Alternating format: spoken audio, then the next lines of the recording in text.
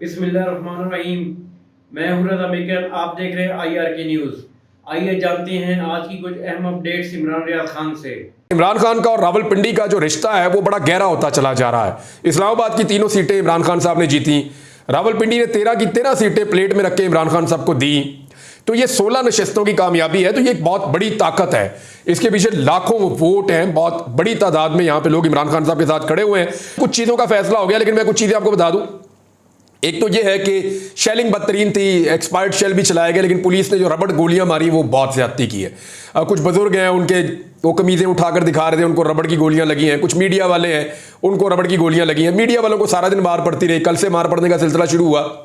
और जिस जिस चैनल के रिपोर्टर को या जिस जिस चैनल के कैमरामैन को मार पड़ती थी, वो फिर खबरें चलाते थे कि हमारे रिपोर्टर को या कैमरामैन को मार रहे हैं। इसके अलावा वो एहतजाज नहीं दिखाते थे। यानी पाकिस्तान के इलेक्ट्रॉनिक मीडिया ने मुनाफकत की इंतहा कर दी है। इलेक्ट्रॉनिक मीडिया जो है वो अपनी सोशल मीडिया की वेबसाइट्स के ऊपर या अपनी सोशल मीडिया के प्लेटफॉर्म्स के ऊपर लगातार वो जलसे के मनाजिर बेच रहे हैं, लेकिन इलेक्ट्रॉनिक मीडिया के ऊपर वो दिखाने से गुरेज कर रहे हैं, इसलिए कि रियासती पॉलिसी हुकूमत ने मना किया हुआ है कि इमरान खान साहब का एहतजाज आपने नहीं दिखाना। अब इलेक्ट्रॉनिक मीडिया ने नहीं दिखाया तो उसके बाद उसकी वक़्त भी खत्म हो जाती है, लोग उसको पसंद भी नहीं करते, लोग उसको देखते भी नहीं है, तो ये गुनाहगार है। क्योंकि जो सबसे बड़ी पॉलिटिकल पार्टी है पाकिस्तान की, अगर तो पाकिस्तान एक जमहूरी मुल्क है, तो वो जब जमहूरी अंदाज में अपना एहतजाज करती है तो उनके ऊपर होने वाले जबर को भी दिखाना चाहिए, और अगर वो कहीं गलती करते हैं तो वो भी दिखाना चाहिए। लेकिन पाकिस्तान तहरीक इंसाफ के कारकुनों ने साबित किया कि ये एक पुरअमन जमात है और ये मार खाना जानती है, और इससे कोई फर्क नहीं पड़ता कि इनको मारें, इनको कुट्टे, रस्ते बंद करें, खौफ फैलाएं, ये फिर भी निकल आते हैं। अब कुछ मनाजिर ऐसे आए जिनमें मैंने महसूस किया कि लोग भाग दौड़ रहे हैं और वो कह रहे हैं कि ग्रेनेड मार दिया, ग्रेनेड मार दिया। तो मैंने इसके ऊपर भी रिसर्च की, क्योंकि देखें, ग्रेनेड सिर्फ वो नहीं होता जो इंसानों को कत्ल करता है। ये दो नॉन लीथल किस्में भी हैं इसकी, दो किस्म के नॉन लीथल ग्रेनेड भी होते हैं। एक जो है उनको आप स्टिंग बॉल कहते हैं या रबड़ बॉल ग्रेनेड्स कहते हैं, उनके अंदर रबड़ की वो बुलेट्स होती हैं छोटी छोटी, वो निकलती हैं और वो लोगों को टकराती हैं, लोगों को चोट लगती है, लोग भाग जाते हैं। आप ग्रेनेड फेंकते हैं, वो ब्लास्ट करता है, उसके अंदर से रबड़ बुलेट्स निकल के लोगों को लगती है। अगर कहीं पे मॉब है, आपने बीच में फेंक दिया, तो ये एक तरीका तो ये होता है। दूसरा जो ग्रेनेड है जो बड़ा खौफनाक होता है, और ये इसको एक्चुअली मिलिट्री ग्रेड वेपन कहा जाता है, ये इसराइली इस्तेमाल करते हैं। जब मस्जिद के अंदर मुसलमान अपनी नमाज नहीं ना तोड़ रहे होते, तो उस वक्त बाज़ औक़ात वो ये ग्रेनेड भी फेंक देते हैं। इसको ना स्टन ग्रेनेड कहते हैं। स्टन ग्रेनेड, स्टन मतलब कि एकदम जो है वो होश हवास बंदे के चले जाते हैं। आपने देखा होगा अक्सर मूवीज़ के अंदर कि अचानक जो है वो मिलिट्री पहले एक ग्रेनेड फेंकती है, जैसे ही वो ग्रेनेड फेंकती है फौरन अंदर घुस जाती है। वो जो ग्रेनेड अंदर फेंकते हैं उसकी साउंड के अंदर एक इफेक्ट होता है, और वो ग्रेनेड इस तरह का होता है कि वो स्टन कर देता है सबको, एकदम सबको जामत कर देता है, सबको साकत कर देता है, क्योंकि इसकी आवाज़ ऐसी होती है और इसमें ये कैपेसिटी होती है, इसमें से थोड़ा धुआं भी निकलता है और हल्का फुल्का लगता भी है। लेकिन ये इस नौयत का ग्रेनेड होता है कि लोगों के औसान खता हो जाते हैं और बहुत ज़्यादा खौफ व राज फैला देता है। तो उसके बाद जितनी देर में दुश्मन संभलता है उसको जो है वो शूट डाउन कर देते हैं। नॉर्मली फौजी ऐसा करते हैं।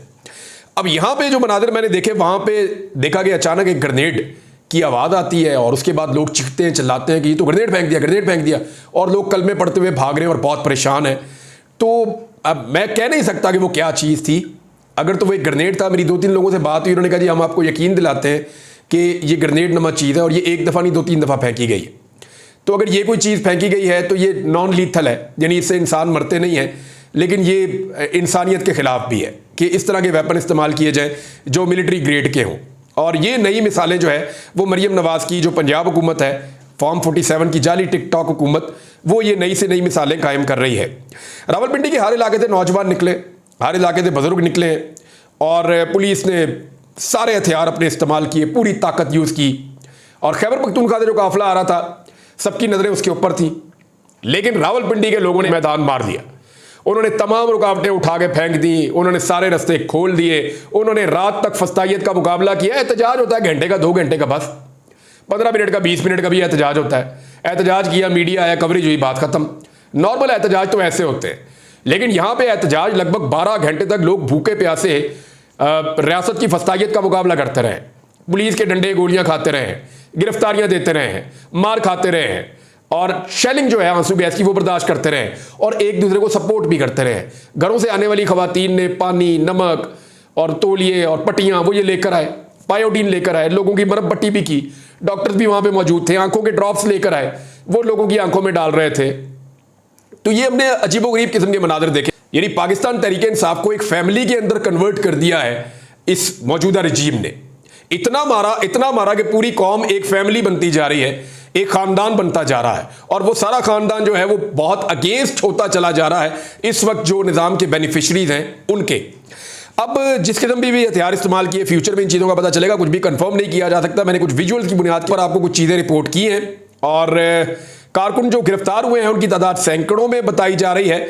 और जब अंधेरा हुआ और एहतजाज मुकम्मल हुआ तो फिर पाकिस्तान तहरीक इंसाफ की जो मरकजी क़यादत है, अली अमीन गंडापुर साहब पहुंच चुके थे, अपने काफिले को लेकर बुरहान इंटरचेंज को वो क्रॉस कर रहे थे, और उस वक्त सिचुएशन ये थी कि कंटेनर तक पहुंच गई थी। 2 रुकावटें इन्होंने दूर कर दी थी, ये वाली रुकावटें हटा रहे थे कारकुन, और कारकुनों की बहुत बड़ी तादाद पुल के नीचे से उतर के खेतों में से और पानी में से होती हुई बैक साइड में चली गई थी पुलिस के। तो पुलिस जितनी तादाद में थी उससे 10 गुना से ज्यादा कारकुन पुलिस की बैक साइड पे मौजूद थे, और वो गाड़ियों के बगैर थे, और वो पुलिस की बैक साइड से प्रेशर बढ़ा रहे थे। सामने अली अमीन गंडापुर मौजूद थे, लेकिन उस वक्त रात का वक्त था और उस वक्त एहतजाज को कॉल ऑफ कर दिया गया। पुलिस बीच में सैंडविच बनी हुई थी, लेकिन अल्लाह का शुक्र है कि कोई नुकसान नहीं हुआ, क्योंकि अगर दोनों तरफ से पुलिस पर प्रेशर बढ़ता तो खुदा न खास्ता उसके नतीजे में अफसोसनाक सूरत पैदा हो सकती थी, और एक बड़े तसादुम से पाकिस्तान फिर बचा है। ये बात जो है वो अब दोनों फरीकों को समझनी चाहिए, खासतौर पर गवर्नमेंट को ये बात समझनी चाहिए कि एहतजाज से फ़र्क क्या पड़ता है। आप दफ़ा 144 लगा देते हैं, हर किस्म के एहतजाज की आप इजाज़त देते हैं, सारी पॉलिटिकल पार्टीज को कहते हैं आके कर लो, लेकिन जब इमरान खान साहब की पार्टी आती है तो आप उसको मना कर देते हैं। अली अमीन गंडापुर साहब ने वहाँ पे खिताब किया, उन्होंने कहा जी, जो बातें की मैं आपको बता देता हूँ। उन्होंने कहा जी, वक्त खत्म होने के बाद इमरान खान साहब के हुक्म के मुताबिक हम वापस जा रहे हैं। इमरान खान साहब ने कहा था कि आपने पूरा एहतजाज करना है, पूरा जोर लगाना है पहुंचने के लिए, और जहां पे आपको रोका जाए वहीं पे आपने एहतजाज करना है। हमारा ना कोई जलूस था, ना कोई जलसा था, और ना कोई हमारा धरना था, यानी जलसा और धरना तो था नहीं, एहतजाज था, वो हमने भरपूर अंदाज में किया, अपनी ताकत हमने शो की है, पूरे खैबर पख्तूनख्वा से भी, पंजाब से भी, और पंजाब के 4 अजला जो रावलपिंडी का डिवीजन है वहां पे हमने अपनी ताकत शो की है हर जगह पे। अब अली अमीन गंडापुर साहब ने कहा कि क्योंकि इमरान खान साहब ने कहा था कि जब वक्त खत्म हो जाए तो जहां तक आपने एहतजाज कर सकते हैं वहां आपने एहतजाज करना है, और उसके बाद फिर आपने वापस जाना है। अब हम वापस जा रहे हैं, हमारी तहरीक जारी रहेगी, हम आज़ाद हैं, हम मौत से नहीं डरते, मैं भी मरने के लिए तैयार हूं, क्या आप लोग भी तैयार हैं? तो लोगों ने कहा जी हम रेडी हैं। अली अमीन गंडापुर साहब जब वापस मुड़े तो रावलपिंडी में लोगों ने बहुत प्रोटेस्ट किया, बल्कि वहां पर जो अली अमीन गंडापुर साहब के साथ कारकुन मौजूद थे जिन्होंने रुकावटें अबूर भी कर ली थी, उन्होंने कहा कि जी हम वापस नहीं जाना चाहते, हमें अब रावलपिंडी जाना है। अब कारकुनों को निकालना तो आसान होता है, उनको रोकना बहुत मुश्किल होता है। तो उस वक्त अली अमीन गंडापुर साहब ने इमरान खान साहब का नाम लिया तो फिर कारकुन माने, कुछ कारकुन गाड़ियां रोक रहे थे कि जी ना जाएं वापस, लेकिन ये तनकीद तो अली अमीन गंडापुर पे होगी। अब इमरान खान साहब का एक्चुअल ऑर्डर क्या था, खैबर पख्तूनख्वा से आने वाले काफिले को वापस जाना चाहिए था या नहीं जाना चाहिए था, इसके ऊपर इमरान खान साहब की राय आना अभी बाकी है। वो उनकी बहनें जब जाकर मिलेंगी तो चीज़ें पता चल जाएंगी, या जर्नलिस्ट जाके मिलेंगे तो चीज़ें पता चल जाएंगी कि एक्चुअली इमरान खान साहब के दिमाग में इस सारी एक्टिविटी को लेकर क्या चल रहा है। और चंद चीज़ों का फैसला हो गया है।